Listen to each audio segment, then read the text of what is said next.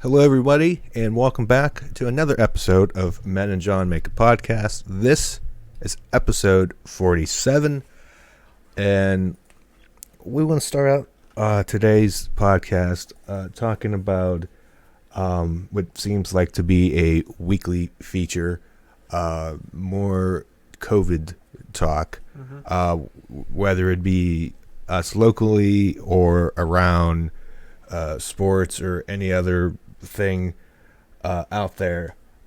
So at least first locally, off the top of my head, here and around Western PA, specifically Allegheny County, where Pittsburgh is located. It's starting, well, as of this recording today, for at least a week, they're shutting down restaurants and bars for in-person, for people being there in person, for again 1 week. Takeout is in delivery still available. This comes after they wanted to stop alcoholic sales for in-person, like sit down and drink in there, but everybody else can still sit there and eat in the restaurant, which at the time didn't make any sense, because what's stopping anybody from getting coronavirus from sitting and eating compared to sitting and drinking? That didn't make any sense. I think their whole thing was like, once people start drinking, they just like, once they had a few, they would kind of like lax, with the social distancing and everything, and that's kind of like their whole thing. And they've kind of they have completely tracked like people who tested positive, and asked them where was the last public place that you were in, and I think it was over 40% or something along those lines said that they were at some bar somewhere, which I do feel that it probably did contribute to some of that, because if you recall, I think it was on Tuesday that we talked, and like my dad sent us a picture of this one local establishment that's about 20 minutes away from us, where no one was wearing any masks, no one was social distancing, and that bar was well over 50% capacity. So yes, I was at another local establishment getting ice cream. It's a one of those local hot spots that everybody goes to, and nobody when I got there was not nobody, but the majority of people in line. I'm not going to really criticize as much sitting down and eating ice cream or the food there, but in line, we're not wearing a mask. And I felt like the loner pretty much, and I'm just like, how is nobody wearing a mask? And people are complaining that or just complaining that they shouldn't have to wear a mask, blah, blah, blah, blah, blah. And my argument is, what's it hurting? Doing a simple thing on wearing a cloth on your face to do simple things like going to the groceries, I don't know, what have you, going to the doctors or anything, you name it. And I don't get what the big deal is. The sooner we do this stuff and slow the spread, the easier and the quicker it will be to get things back to normal in some form or fashion. But people are like, you can't make me do it. No, you can't, but you should be able to do it because it's common sense. And it should be common sense. And people won't abide by these rules because they're too goddamn selfish and don't care if other people get sick.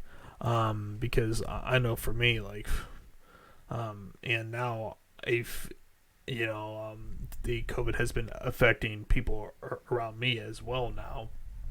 So it's like, I just don't understand why people are just not taking this seriously. It just seems like that way too many people will just think that it's some conspiracy theory out there, that it's not actually real. And we're seeing the cases in Texas and Florida. Arizona is really bad right now. PA isn't as bad, although cases are increasing. I believe Allegheny County, I think on Tuesday or Wednesday, had over 200 confirmed cases. If memory serves me, daily cases, yeah, which is a new record. Yeah, record. So I just don't think it's asking much just to, I mean, if you don't care about yourself, cool. But how about like not trying to get others sick? I don't think that's asking much, but as we all know, that's asking a ton, especially when you see these crazy people at Giant Eagle who are throwing groceries and shit on the floor, or someone. I'm not sure if you saw this man at like Walmart who had to literally fight a customer to put on a mask, was literally going up and down the aisle, and just because he didn't want to put on a freaking mask. There's this story that with students in Alabama, maybe to college, were throwing like Corona parties to see. Alabama. Yeah. Yep. Did I say Alabama? No. What did I say?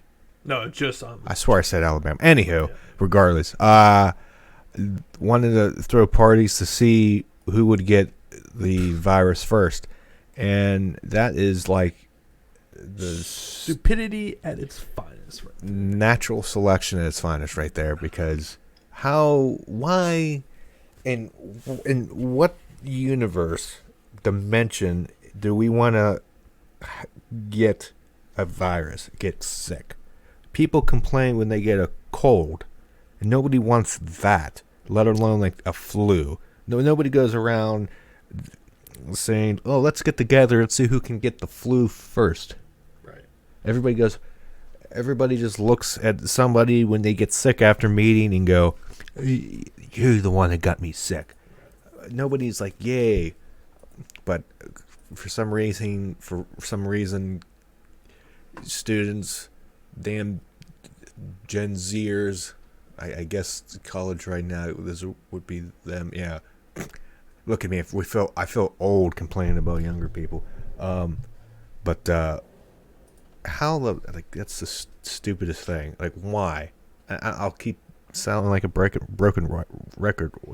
Why? That's the dumbest thing. And then you get it, and then let's say you go and visit grandma, grandpa, or mom and dad, and you don't know you have it, and you talk to them, and you get them sick, and they die, and then it's your fault. And I don't know, it's gonna sound grim, but I'm not gonna feel bad.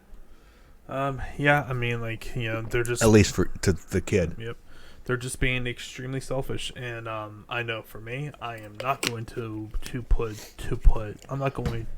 put my friends and family at risk. I live currently at home with a father who is a past heart transplant patient, who is a diabetic on top of that, and also live with my grandmother. So I'm not gonna be taking any chances. I mean, hell, like, it's just, I'm going, like, when I do have to go back into my work, I'm wearing a mask. I'm wearing latex gloves and everything, because I'm not getting caught with this. It's just, of being like it's just common sense here, and my God, throughout this whole process, you just find out just how gullible and stupid people are, and two, how truly selfish that a lot of people are in this world, where they will just do whatever they want. They want to play by their own rules. Austin Aries, and who say, it should be my choice to wear a freaking mask. It's just we're getting into arguments over not wearing a mask out in public, for getting groceries, going to and seeing your freaking doctor, going out to eat, just stupid basic things that you would think would not be a big deal, but Yeah. here we are. And as soon as anything, including this, gets political, you politicize anything, you're screwed.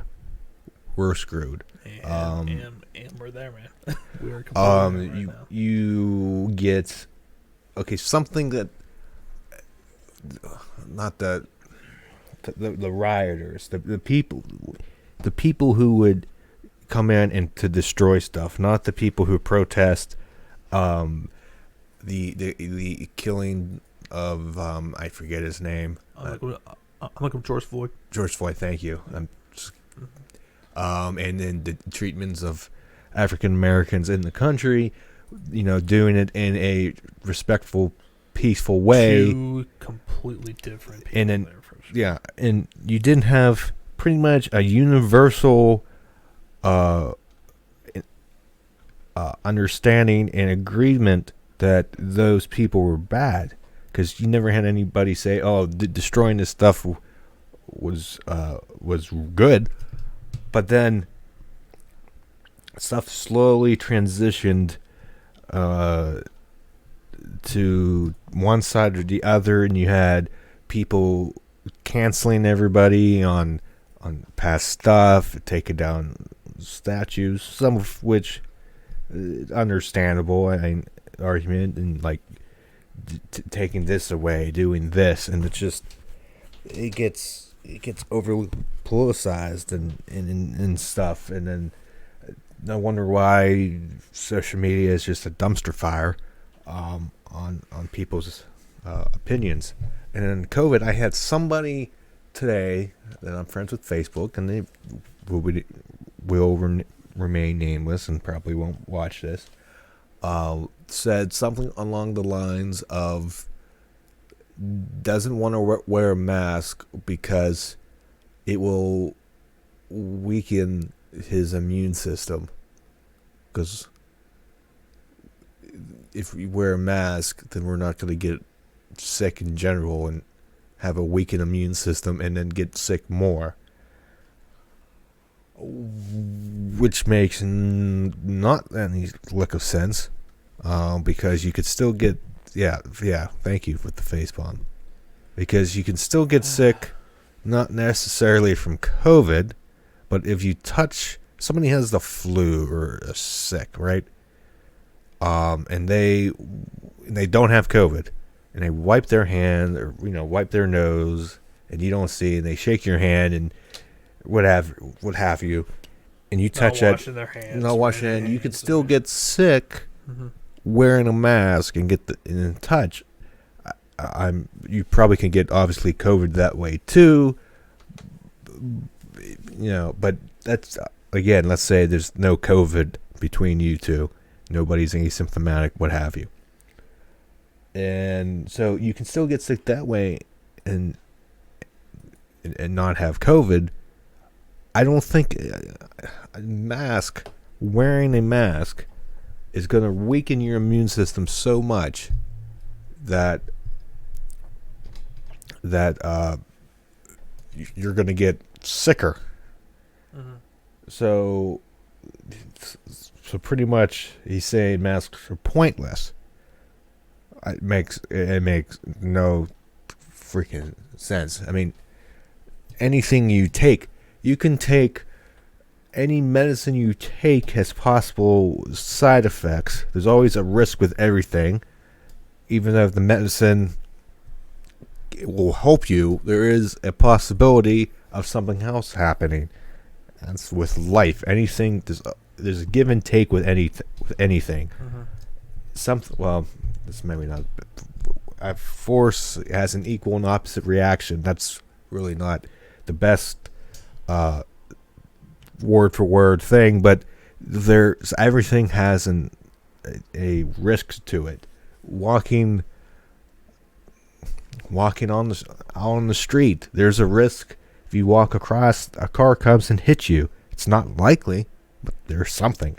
I don't know if I'm going off topic, but you get my point on something happening. But at least with the mask, you're slowing the risk of exposure to you or anybody else for a sickness until there is a better treatment, a universal treatment to help slow or eradicate the disease.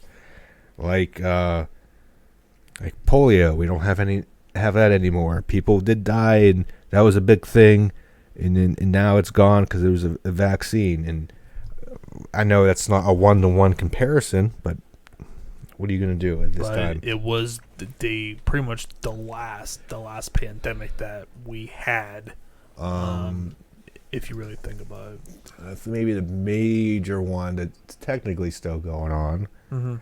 I don't say pandemic, but well, yeah, AIDS, and stuff like that. Back in the day, that was the 80s. 80s. That was a big, like, holy crap. Like Magic Johnson is pretty much the father of that whole thing there, because he was like the highest profile athlete to get that, and honestly, a lot of people thought that eventually when you got that you were dead, because I watched some documentary, I think, on him, and he was even talking at the time. He was like, a lot of people expected me to not survive this, and he survived it. It just eventually they're gonna find something to hopefully. Yeah. People get it, and people die. Yeah. But it's not like there's ways to either. I'm no expert to slow it down or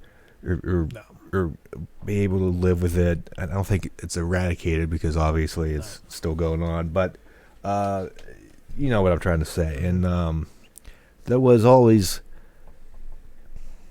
bird flu, swine flu. There was always that, but anthrax, right? Anthrax, yeah, that was more that was more used for a weapon. Yeah, but I think there was, well, luckily, several years ago, at least a decade, the hepatitis B. I forget what letter outbreak it. What was it? The Chi-Chi's restaurant in the mall. Remember that? That was a big thing. But there's like known treatments here. This is completely new, and so it's hard to, pinpoint stuff. And people are working on it now, obviously. And a treatment. And a woman, and what kind of segues into this, who unfortunately didn't survive this was Habib's dad, who tragically passed this morning as of Friday. And he was 57, and he had been fighting this thing for a few months, and he was pretty much in and out of the ICU. And it just goes to show you, like, for someone even as healthy as he was, at his age, it got him. And just thinking for Habib himself, the first thing I thought is it? I mean, and it's kind of selfish to really think about, but is he gonna fight again? And that was my first thought, because Matt, I'm not sure if you know too much about this, but pretty much Habib's father is everything for him. Like pretty much, Right. he's there for every single one of his fights. He'll lives with his parents for as like much money as he has made, and like having kids and being married. He still lives at home there, so it's just like it's a much different culture where the families, they all stay together, and I can only imagine the agony and the grief that he's going through right now, because and we're seeing with all of Habib's peers, like everyone is coming out in support for him, like and too with Habib's dad was a big pioneer for Dagestan MMA, because he was also Habib's was Habib's head coach on top of that, along with some other fighters as well. And for this to take that, it makes you truly understand just how powerful that this COVID-19 pandemic really is, and it's just really unfortunate to say the least, or Yeah. And this and not to transition out of this abruptly, but there's apparently this new study and reading articles on keeping with the coronavirus, that there's a new version of that virus that spreads faster, but doesn't necessarily make people sicker. So, kind of, he's coming from Europe to here in the United States. So that's something that people are keeping an eye on. So it is something to always, like I said, keep an eye on. And there's another study that says that controversial drug that Trump was touting, hydroxychloroquine, said could have helped save coronavirus patients, study shows. But of course, other researchers have doubts, and apparently this was a peer-reviewed article. So it just seems like every day, and I know obviously people learn about it and you study it, and it's every day. It seems like it's like, hey, one day this food can give you cancer. Next day, nope, we didn't think it's going to give you cancer. Next day, oh yeah, I think it's going to be cancer. Like, it's stuff like that, and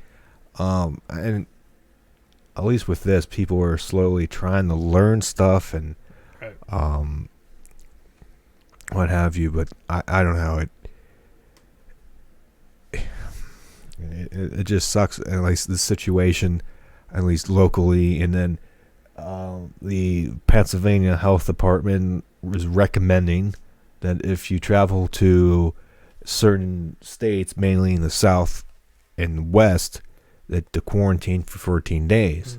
And one of them is Nevada, which I believe we've mentioned once or twice on here, that we're supposed to go to Vegas, me and John, along with several other people, for a bachelor party for our one friend who's supposedly getting married in as of now, September. As of now, there's issues with the reception and all that fun stuff with limits on people.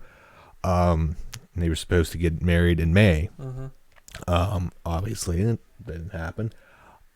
So the thing is, if it was recommended to get quarantined for 14 days, I work in a school, and near the end of those 14 days, well, let me step back. When we come back home, I work at a school, but I also help with our marching band, and we would be in the second week of or band camp if it happens when we come back. So obviously we would have it 4 days there, so that would be 4 days of the quarantine. Right. So like I get paid to do stuff with that, and we leave on the last day of the first week. So that's 3 days of quarantine. So I'm only working 3 days, and I'm approved to get paid. So there's, obvious circumstances. There's that, and at the end of the 14 days, I believe, if I do a quick, I'm not going to count the Sunday we come back. So 1, 2, 3, 4, 5, 6, 8, 9, 10, 11, 12, 13, 14. Because I think we start, like, teachers and stuff come back on the 17th, and I'm going to make sure that's right. But, like, if I don't know how the school is starting, right? Nobody knows. The plan for our district has not come out. If we're in person, I feel like I should be there because more so than any other year because of the news, and if there's a plan, seeing what's happening. Because I don't want to come in a couple of days or whatever when the school year starts and be freaking clueless, because I think it's important. I mean, look at the calendar, yeah. So we come on the 9th, and I'm not counting the 9th. We go 1, 2, 3, 4, 5, 6, 7, 8. On day 8, again, we're not counting Sunday, is when the staff returns to school, right? 8, 9, 10. Day 10 is when the first day of school happens. 11, 12, 13, 14. So I would, miss the first 3 and go back that first full week. So I don't know. Let's go hypothetically. I don't quarantine. I say screw it. Because people are going to know I'm out, because obviously we're posting pictures because, we're millennials, and everybody would. I mean, adults do it too, so who am I kidding? That we're out in Vegas, and it's my first time out in Vegas. Is that it'd be your first time? Yep. Our first time in Vegas. We're going to be picture happy. So everybody's obviously going to know we're out. His work, or people from his work, might know. I don't know necessarily bosses or higher ups, but employee or co-workers. If I don't know if you're going to be in the office anyways by then. It doesn't look like it. Actually, I found out more this week. We've there have been a few cases in like my building. And to pretty much where I found out that they're going to be even limiting the amount of people on my team even more to basically only one person per day, and that person is only working a half day. So I'm only going to be working from the office for about 5 days from I think it's from the 16th to the 21st or something like that, and then I'm back. I'm from home for at least 2 months, give or take, maybe a little bit less, but as far as that, I mean, like, it's just a lot more caution, and I'm pretty fortunate, and I've said this a few times, that I can do all of my job functions off-site, whereas for you, Matt, you kind of have to be there to perform your job. I mean, unless you're doing virtual classes, but or the something thing like that. But how my job is set up, because teachers, we still were allowed to, or teachers still worked through it during the pandemic. They were responsible. They were teaching some stuff.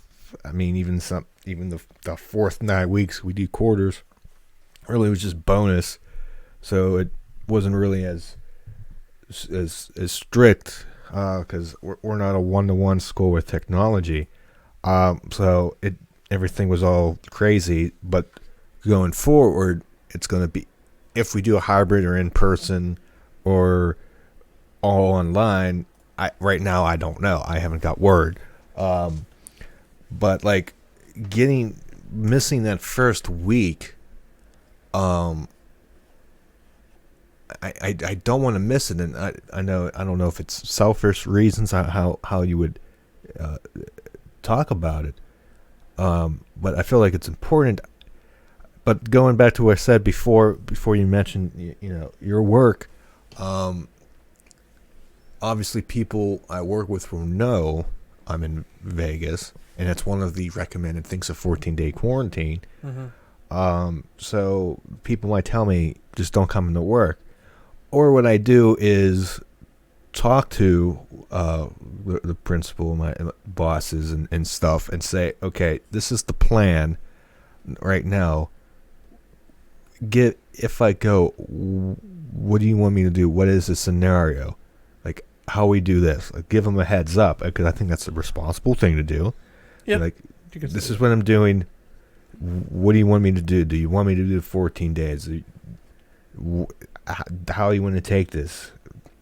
Do I still wear a mask? Or we're going to wear a mask. Like, is the mask just good enough?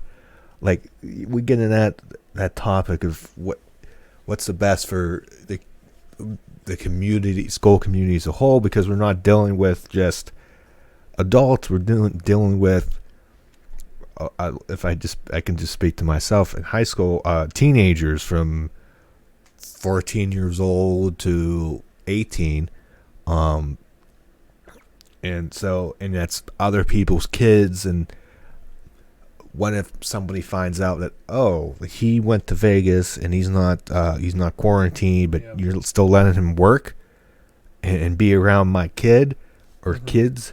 Like, I don't feel safe, just even though they have to wear a mask. That it's not a good look. So I guess that's my fault. So it's a touchy subject, and maybe soon I will text my principal and be like, hey, this is the plan. I mean, I can talk and not go, like, I got to talk with, obviously, my friend who's getting married and stuff, because we obviously bought the plane ticket. We paid for the house we're all staying at. Mm-hmm. So I'd rather make the decision now than be like the week of going and be like, yeah, I'm not going. Yeah, and or we move it back. Yeah, well, I could tell you that for me, I would probably have to figure something out as well, because I don't think, and I was just kind of thinking about this, like, if I do go, I would probably have to quarantine myself away from my family, because even for that, because even if there is a slightest chance, just something to really think about as well. Get used to this room. Right. Well, I think we've talked enough about COVID, so let's get on to some other topics here, Matt. And one thing that has kind of picked up steam in the last 48 hours here has been Dan Snyder and the Washington Redskins name. Supposedly Nike basically pulled off all advertising for the Washington Redskins, and I believe that the CEO of FedEx is pressuring Dan Snyder to eventually change their name. This has been an ongoing battle, you could say, for many years, and Dan Snyder has pretty much done everything to hold on for dear life for that name. But it really does seem that this time, Matt, we'll probably see that team's name change, because now this is going to be affecting the actual hisness of the Washington Redskins. It's always funny, and should have been changed. I mean, sure. I mean, I'm obviously not the group of that is getting offended, so I can't speak for them. Mm-hmm. But at least with all this stuff going on, it's just funny how, like, now all this stuff that was offensive is really getting, like, is really getting changed now. Like, it's taking this long, and the counter argument is, and I understand on the other side, like, well, change takes time, but stuff, but it's funny when money speaks, it takes loss of income and sponsors and to speak up and say anything for change. So it's all money, and which sucks, because if no sponsor was pulling out, this would have not been an issue. Right. People have been bringing this up for years, and nobody dropped. Not even their sponsors, the Washington sponsors or what have you, have pulled money. But with everything going on, everybody's like, anything in the slightest. This is not the slight. Pretty much, but anything that is offensive, that has been offensive. Pretty much ever. It's like, since like George Floyd got killed by the cop is when everything just started to change. Like, everyone is being a lot more proactive, you could say, and pretty much eliminate a lot of these things. Like, a pretty good example too is with like NASCAR and the Confederate flag, because that thing has been there. I mean, like, ever since the beginning there, you know. Yeah, and it's almost like everything gets back to money. Now everybody's going crazy with changing stuff, but the money gets affected. Okay, now we're going to change, and that's a big thing that it sucks. That's the problem with this. It's the bottom line there, you know. And other stuff like the Aunt Jemima changing the branding there, and people saying, "Oh, it's the company," or what's it? I forget who the parent company is. It's anywho. It's like, oh, this moving it because it's based on a racial stereotype or whatever the quote was. And I'm like, that's all well and good. But, like, if you knew that, and it's not like this has been around for years, decades. If you're saying that now, it's like, okay, we knew that, but we're not going to do anything about it there. Why make it a thing in the first place? And obviously, I don't know when it started. I know times are different. But, like, let's say recent times, let's say this century, people obviously had to have known Aunt Jemima. It's not the flattering thing to African Americans. One way to now. I mean, change, it happened. Yay. Obviously, I'm not saying bad anything about that, but, like, it's just funny. Like, why now? Why everything at once? Even the Dixie Chicks, which I forgot were still a thing, changed their names to just the Chicks. Yeah, I never knew. I know Dixie's the South stuff, but I was like, is that really that offensive? The Dixie Chicks? I don't think I don't remember anybody thinking their name was that bad before. Yeah, I mean, I can't say because I never really even thought about it, to be honest. Well, they got canceled after attacking Bush. Yeah. I remember that. But as far as change goes, like, you know, once you start having really big time sponsors pulling out or threatening to basically end their association with you, I mean, that's it right there. Like, that's what's going to evoke change with some of these major corporations.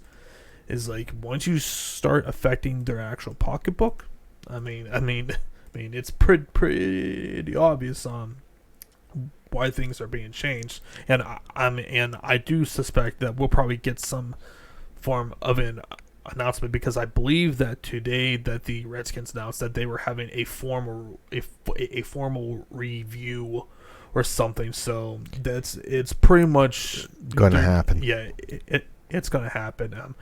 And I wonder if this is going to affect other teams such as the Cleveland Indians, the Florida State Seminoles as well. Yeah. Yeah, I mean, and some of these other team names who a lot of people deem as very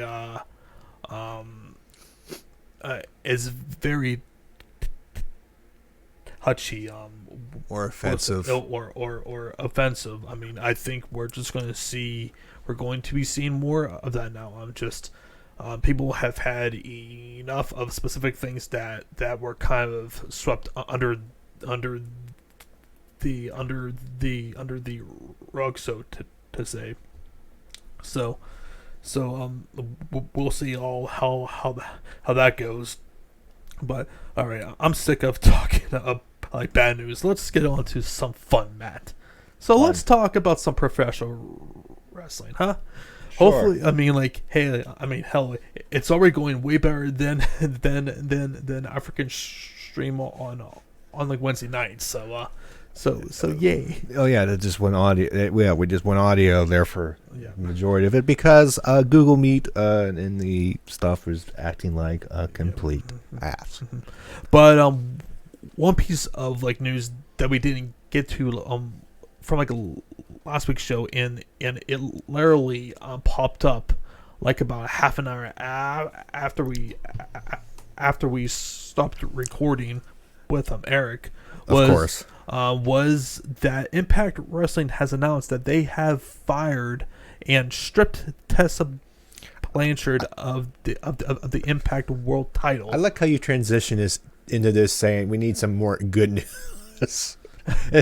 Somebody's got fired. Someone got fired. Although, I mean, this came out of freaking nowhere.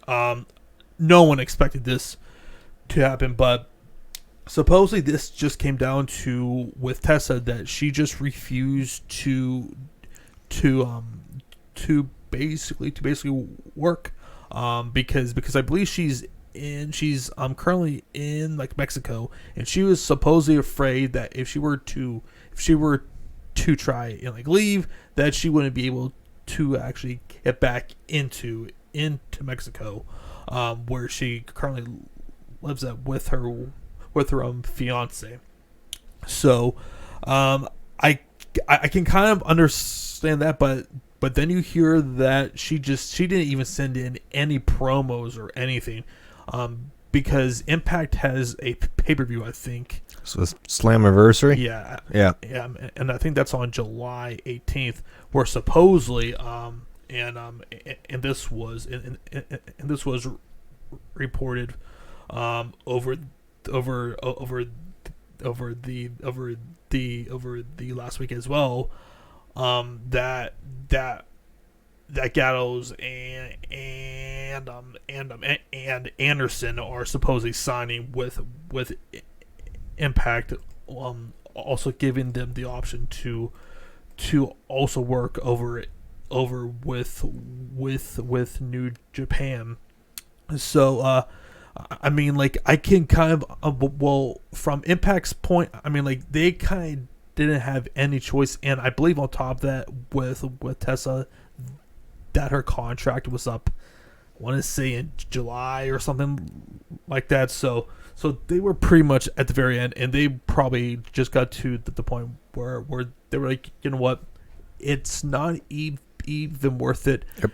And supposedly they are really interested in a whole bunch of those WWE releases. I mean, like, you could think of guys such as like Heath Slater, Zack Ryder, maybe possibly Rusev. Although I do think with him, I think he's more of a candidate to go over to AEW than to Impact. But for now, Matt, what was your reaction when you heard about the Initially, we thought Tessa knew too. Everybody speculated it had something to do with her the racial stuff she said and all that stuff, but obviously it came out that she didn't send anything in, which I don't know how you don't, because obviously you're the champion, you're the world champion, which is usually a male holds it, right? Yep. A woman doesn't hold the company's championship. No. So that was a big thing. So there has to be more that we don't know, that she refused to send stuff in. Yeah. A simple record yourself on your phone or whatever. And someone else said this as well. Like maybe she just had it with Impact and was just ready to kind of move on. Which is kind of valid, but I will say though, if she was expecting to get a huge payday from either AEW or WWE, because of that situation that she got herself in, she cost herself a ton of money. Because I can tell you right now, AEW ain't signing her. After what Tony Khan said about the Hogans, like that would look really badly if he were to then sign Tessa, who has been on the record and I saw a tweet by, I think it was by Big Swole, and this should kind of highlight what people think of her personally. She said professionally, she should sign with us because that's the best option for her career.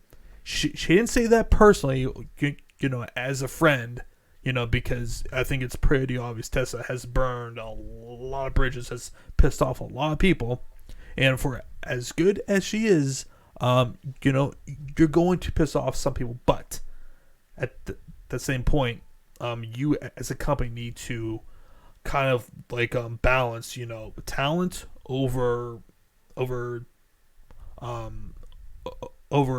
the I'm trying to find the right words, balance with how is she going to interact with her other contemporaries in the company.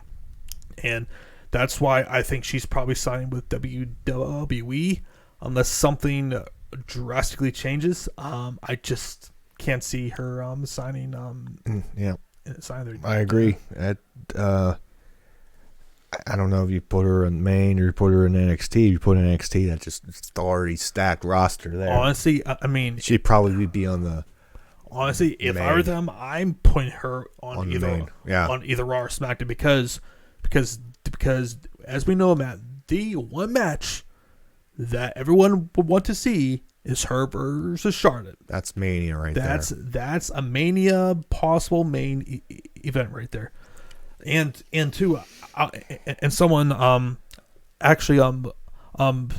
Mattman podcast, they were also talking about this, I think on Thursday or something.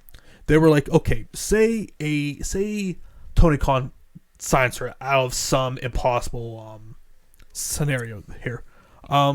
How does that actually help their women's division? Because she can never lose.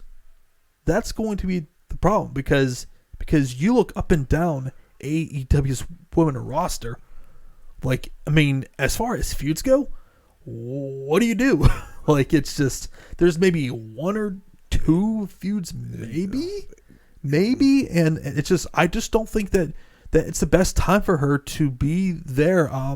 Where a division like theirs needs to be built from the ground up. They need to create their own stars first, and then maybe at some point you can add a Deonna Purrazzo or small names like that to really add some credibility, and they just don't have with WWE. You have the majority right. on the whole WWE roster, including NXT, has established stars, especially on the main roster. You've got, like we said, a Charlotte. You have a Becky Lynch eventually, a Bianca, Sasha, Bayley, Shayna Baszler. Who am I Hell, missing? even other women such as like Sonya and like Mandy, Sonya and Mandy, who are pretty solid. But you get the picture. Yeah. But there's feuds you can do. There's add to the depth, and then whatever you do with her, yeah. So I would. People would say it's controversial, but I mean, is there a risk you can take to as Eric Bischoff said, controversy creates cash, and people are gonna tune in initially to see what they do. And the problem I see with her signing with AEW, and it's not, we're not basing it off of talent, we're basing it off of fit, and I just don't think that she really fits with that company. And we talked about the Flair and Blanchard and her match. Right. The story of that match sells itself. Right. Unfortunately, you have her dad in AEW, so you really can't have the Flair Tully interaction at Mania or whenever you have the match. Same thing with Arn because he's in AEW. But the backstory there is set. Mm-hmm. You build off of that. Mm-hmm. It's set. So yeah. And then there is breaking news on the Twitter from Ken Rosenthal, because we mentioned this before. This is at 6 minutes ago. Breaking: Indians ready to discuss changing to name. With a link to the story. I literally just mentioned that about 5 minutes ago too. Yes. So so we have that. So that's possible. To a shock of nobody. The shock of nobody. Yeah. So that is that news there. So I guess I wouldn't. I wouldn't expect. I would not be surprised if again more down the line with name changes. Just kind of remaining on the wrestling talk. Were you surprised about the Dynamite and the NXT ratings, or was that kind of pretty much how you expected? Where pretty much NXT won the total viewers, but as far as Dynamite, they won pretty much every demo except for 50 and over. I'm not surprised. I was expecting. I was expecting AEW to win in total viewership just because of it is Firefest. It's a big thing, and I think too, Matt. What this showed, Sasha is she is a freaking draw when they ask her to be, because if you recall when they did Io versus Charlotte, they got killed against Diamond, whereas here, supposedly from the quarter hours, that was a really big shift. Because I think they were going up against Omega.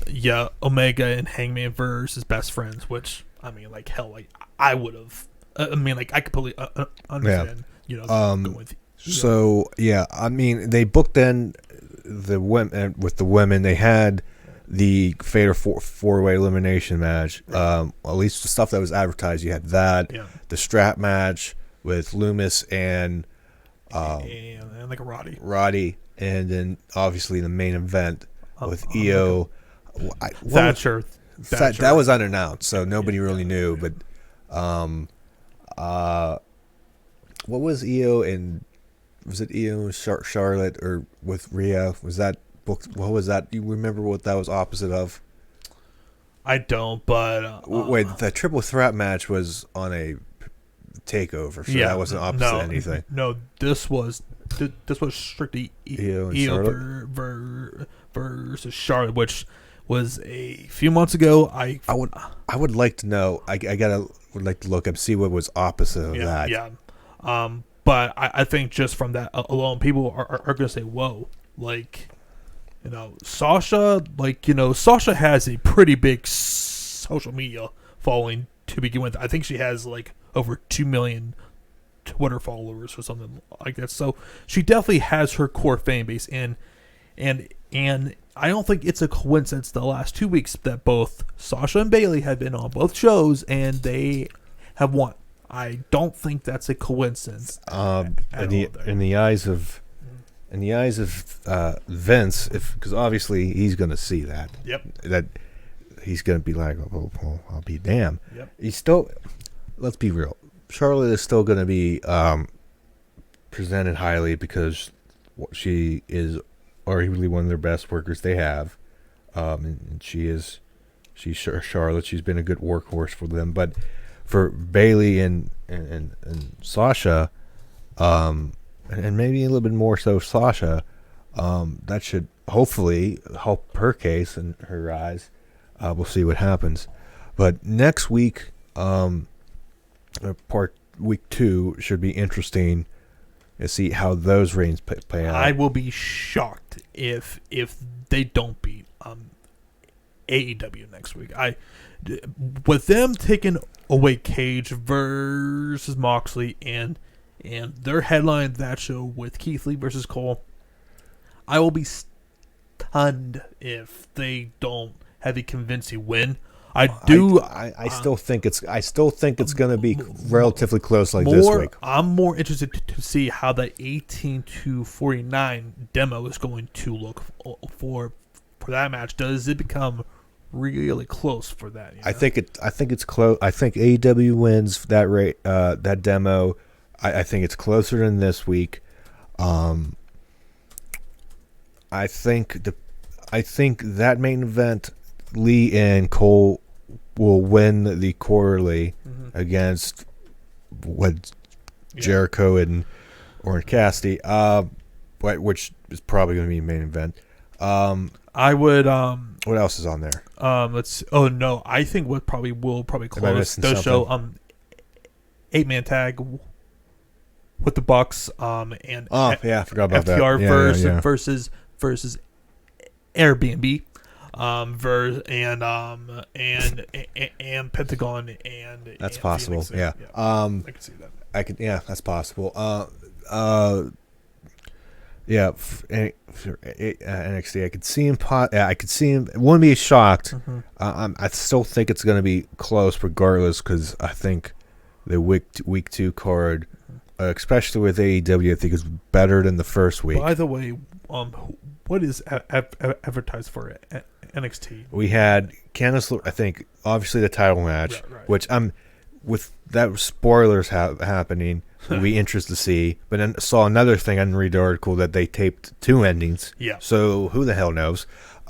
Which maybe somebody they put that out there. I will say though, I think it makes since they taped both endings, to me, the one that they should go with is probably Keith Lee. And I said this, Matt. I just don't think that it would be fair to have Karrion Kross win the title from him. If we're talking by Survivor Series, I can buy that. Gives him at least 6 months to really build up Karrion Kross. I'm cool with that. But to basically just win the title in a month or so, I would not understand that. But so we'll have that match. I'm trying to look up. We have that match, Candice LeRae, Mia Yim in a street fight. Okay. I'm looking it up right now. Something else was advertised. Let me see. Well, I think. I'm guessing that probably Velveteen Dream. There we go. We have the 6-man tag: Drake Maverick, and Brizongo versus Legado del Fantasma. Yeah. We have probably what's going to happen. It's not official. There's Johnny Gargano versus Isaiah Swerve Scott because they had a little run-in backstage. Yeah, I heard about that. Yim and LeRae again in a street fight. And maybe they haven't advertised it, which I'd be shocked. This is, again, what I'm reading here is from comicbook.com. Yeah. Maybe Tegan Nox and Io Shirai, but that's like a big title match, so I don't think so. I would say that. Honestly, they should probably combat that against Cage versus main event versus Moxley. That's what I would do. That's probably what I would do. So, and then on AEW we have Jericho and Orange Cassidy, Archer versus Janela. You also have the tag titles with Private Party versus Hangman and so that, and then FTR and the 8-man, like we mentioned before. So and also our boy Joey Janela versus Lance Archer. That's why I said that. I mentioned that. Okay. Which the hell is Lance Archer doing? I don't know. So that's that. Honestly, and something else that just popped up to my head too. EC3 was teasing signing with AEW apparently. I think he released a promo or something right after Dynamite on Wednesday night. But I should say though too, he released a similar video about ROH too. It was a few weeks ago, maybe, but yeah, it's just something to keep an eye on there. And two, Matt, I think we're only 2 weeks away from all of those WWE releases with their 90-day no compete clause being expired. So by then we could be seeing a whole lot of signings here pretty soon here. And I mean, like, I'm very interested to see with Rusev, does he sign somewhere right away, or does he kind of chill out for the time being? You know, I'm very interested to see if he goes anywhere. He might. Same with Zack Ryder too. That might go somewhere. I could see relatively quick. Yeah. I mean, hell, him versus Cody to me is something I really want to see for that, and AEW, and I just think that he just fits perfectly like a glove, in that company. So I wouldn't mind seeing that, but we'll see where all that comes to. Yeah, if he's there for Zack Ryder, I would like to see him have a somewhat different character than anything resembling, that bro type of thing. Not obviously not a copycat of what he did successfully in WWE, but something different that he's comes off more seriously. Because I mean, pretty much everybody in any company, regardless of gimmick, is very talented for the most part. Right. With other people, exceptions, but people who've wrestled for years are great, and they're handicapped by their any gimmick they have that, depending on their style, whatever, you know what I'm saying. So and I think it only helps having a Zack Ryder or a veteran to kind of show some of these like younger wrestlers in AEW how to work and with live TV and everything, because we're starting to see more. There's like less and less of these stupid mistakes that they were doing in the first few months on TV. And definitely, I mean, and I'm speaking more about FTR. Just that's a match that is perfectly geared for for TV and comes off really damn well. So, and something else I was thinking too, Matt. Say and we're going to flip back to NXT a little bit. I just wanted to get your take on something. Say Keith Lee, he clearly wins, and this is the start of Adam Cole going to either SmackDown or to Raw. My question is, when that eventually happens, and I would assume that the Undisputed Era probably goes along with him, how is NXT going to replace those guys? Because obviously, if we're just talking about strictly Adam Cole, there is Karrion Kross there. He'll just kind of slide right in there. My question is going to be, when some of these other top names do eventually move on, I'm starting to wonder, like, who are going to replace these guys when they do. How do you see that as a potential problem when this eventually happens? I'm gonna say, when Adam Cole inevitably goes to Raw, SmackDown, I think initially it's just him. Because you could still build. There's potential with all three of those guys. And they need tag teams on both Raw and SmackDown badly. They do.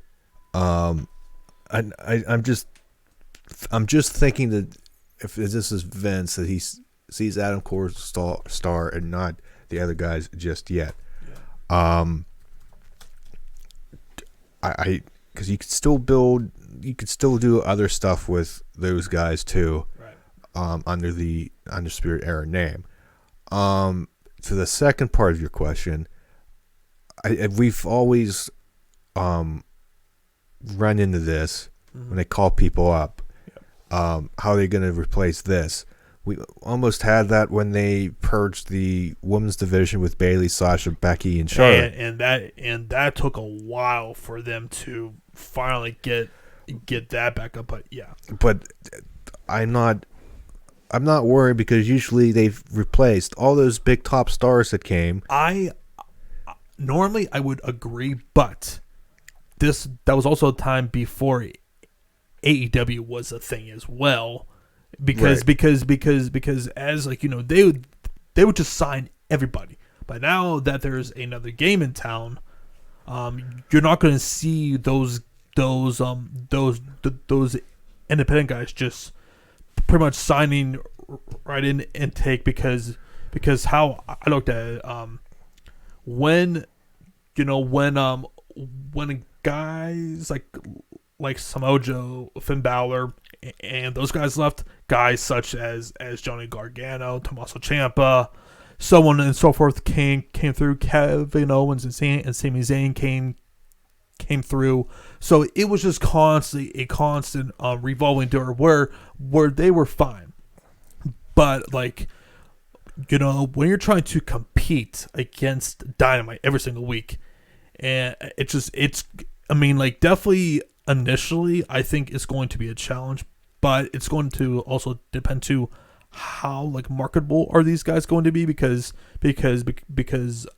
you know for sure with Keith Lee, Vince is going to gravitate towards him, because hell, if you recall Survivor Series, hell, he looked like a monster against Roman for Christ's sake. So, and they gave him the rub with Lesnar in the Rumble, right?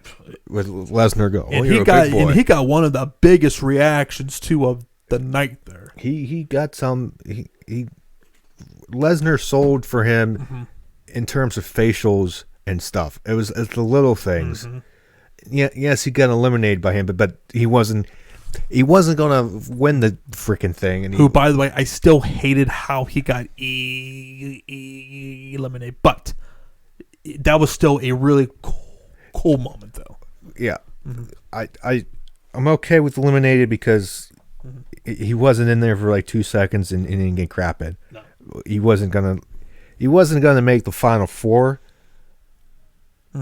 So in the long run, I'm okay. Anyways, I can see if I'm WWE like as long as you're building other people, there's I think enough there now, at least initially, that if people go there maybe a little bit of a stopgap because you're not going to purge, you're not going to call up.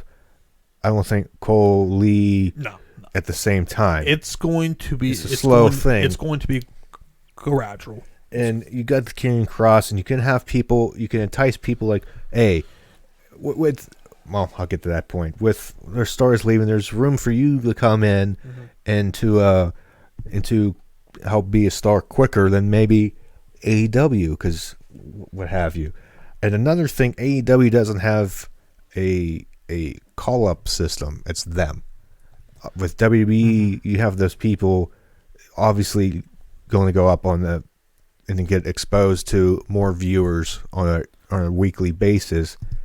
But you could also say too, they will have their solidified stars there over on Dynamite too, whereas NXT it's constantly changing, but that's kind of the game there, and like you could tell, like, WWE, they want to beat Dynamite. Like from the past, like I would say like a month or so, they've been really proactive in trying to counter program, which is completely awesome for us because you get good great matches. And to me, Matt, these last 3 weeks for both NXT and Dynamite have been sensational. So it's been really good TV. It proves NXT because you don't have to wait for a takeover.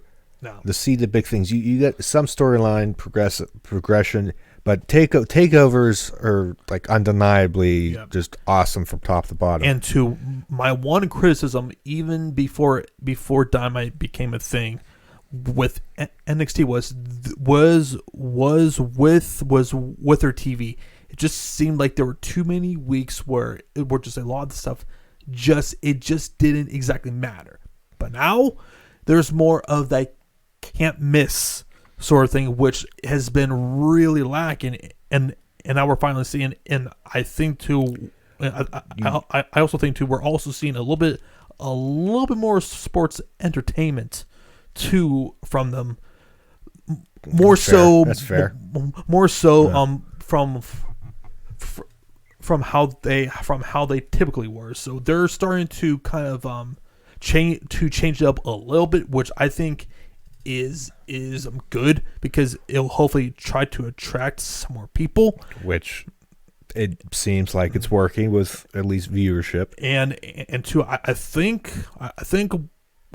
with the combined viewers that they came awfully close to with like Raw and hour 3, like they're like yeah, like they came really close because I want to say they came like around 1.5 million total viewers for both shows, so, or something, or maybe 4 or 3, whatever. Yeah, so they're getting that buzz there, so it's pretty exciting to think about. It'd be cool if both shows can get 1.3 and you have then both of them can beat Raw or SmackDown. And I do think at some point, I don't know that we will eventually get there. I mean, I just don't think that it's going to be anytime soon, especially while we are still in this pandemic. So, well, Matt, I think that's pretty much everything I wanted to cover. If you have anything else that you want to talk about before we, I think that's really it right now. Yep. I don't see anything, and I'm sure as soon as we end this, I'm gonna be like, oh, I wish we could have talked about.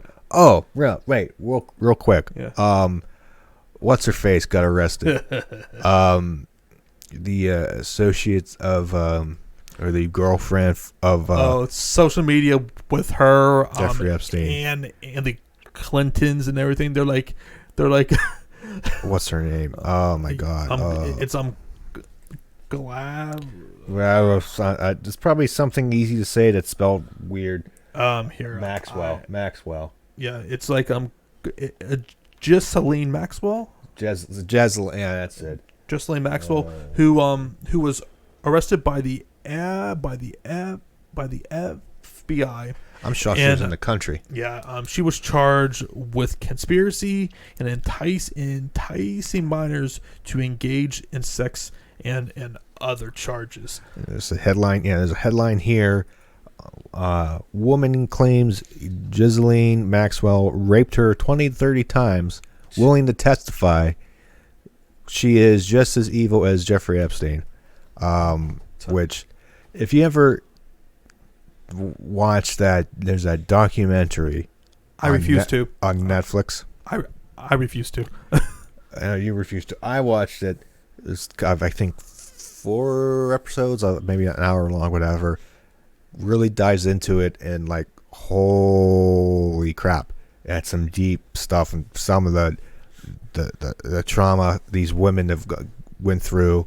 Even had a personal island where all this stuff happened, and famous people, even like the prince over in England was accused. So it's a deep, like, dark well of bad stuff, put it lightly, that's happened. So apparently she's in a prison that's by herself, like isolated from everybody, and constant surveillance, which she better be, because she can, if she testifies, let's say it goes to court, like, holy crap, the potential of, if she just doesn't care and just gives up all these names, some of the crap can be especially with the conspiracy theories that have been out there about Jeffrey Epstein, her, and the Clintons. Like, well, apparently he was one in that documentary. One worker, landscaper, if I'm not mistaken, said that, and I think even one girl said, I could be wrong, that they saw Clinton there on the island. Like, he's been with them, even Trump's been with them. Who's to say? There's no accusations of them personally doing anything. Right.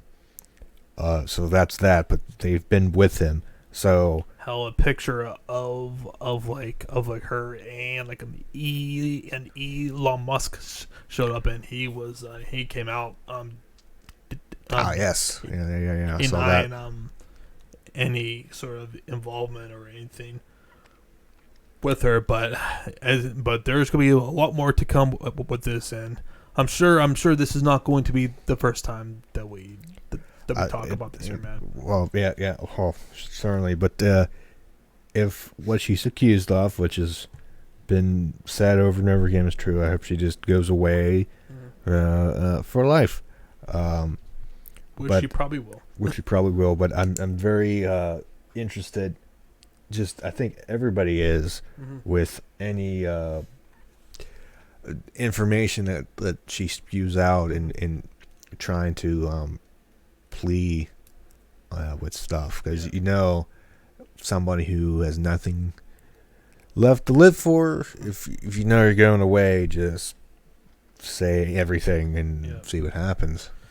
For sure. And we'll be here to talk about it if that day ever comes. Right. But Matt, if you got nothing else to say, I think that's pretty much it. I'm glad I forgot that. So we'll be thanks for watching. We'll be back this Wednesday for AEW Fighter Fest and NXT. Hopefully we won't have a freaking shit show like we did with our last ones. So. If not, then we'll go audio again. Yeah. And NXT Great American Bash Week 2, and we talked about this before, the matches. So we'll be there live here on the channel on 10:15 after the shows go off the air. And then, of course, like always, we'll be back here during the podcast for episode 48 next week at 3 p.m. and every episode at 3 p.m. every Saturday here on the channel. So for John, I'm Matt. Again, thanks for watching. Like, comment, and subscribe if you haven't already. And again, we'll see you next week.